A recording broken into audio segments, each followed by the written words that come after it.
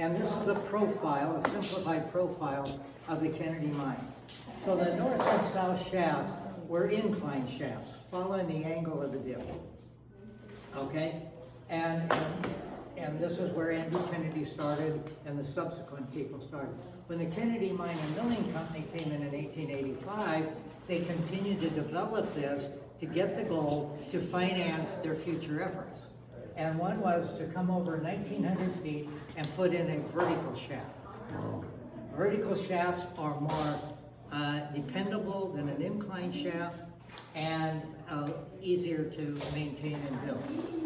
So there's three parts of a mine: the shaft, the cross cut, and then when you get to the vein, then you drift. And that's where all the work is done, in the drift. So you follow the quartz. You're following the quartz vein, okay? So if you notice here at the 2,100 foot level, they've started the first cross cut over the vein. And then as you notice, as they got closer to the vein, the cross cuts get shorter and shorter. At the 3,600 foot level, they punch through the veins, so now all the cross cuts are going off to the east. Now the vein is running away from the shaft, so at the 4,650 level, remember these numbers.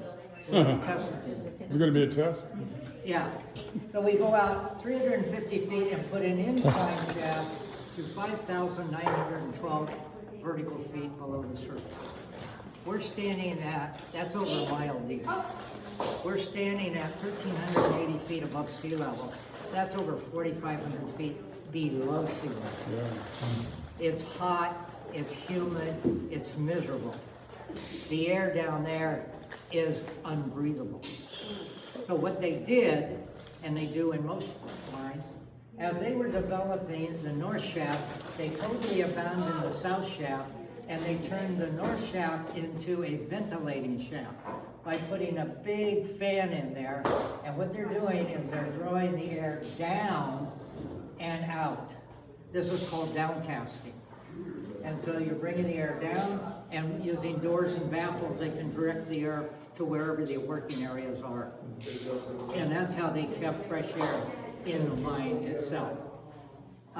It didn't help with the heat, because in this time of year, our temperatures can be 100 degrees. So down here, we're at 95 degrees. So you're pulling hot air down into already a hot shaft, but it's fresh air. And so they were able to keep circulating and keeping the fresh air. And so that's what was going on. That's a simplified version. On an incline shaft, you have to lay track, and the skips then have wheels on them, and they run up and down the track. Here, you don't need any tracks, you just have guides for the skip going up and down.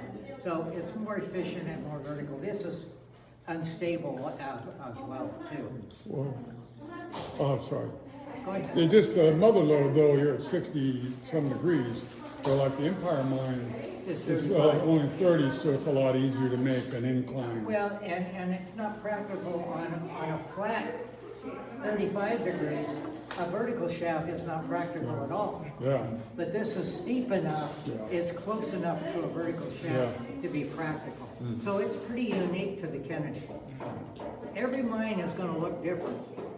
The Kennedy is unique to all the others, and part of it is because the topography that you're building it on. Okay?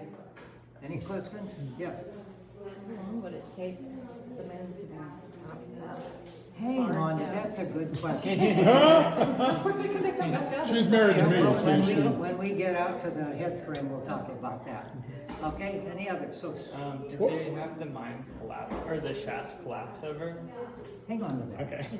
And well, the first discovery of where to start, would it be the quartz surfacing? Would they actually see it on the ground? How would Yes, they know that's where? where Andrew Kennedy found it Yeah, in you just saw it. 1860. It was actually an outcropping And that was the beginning of, of the North Shaft. gosh, Yeah.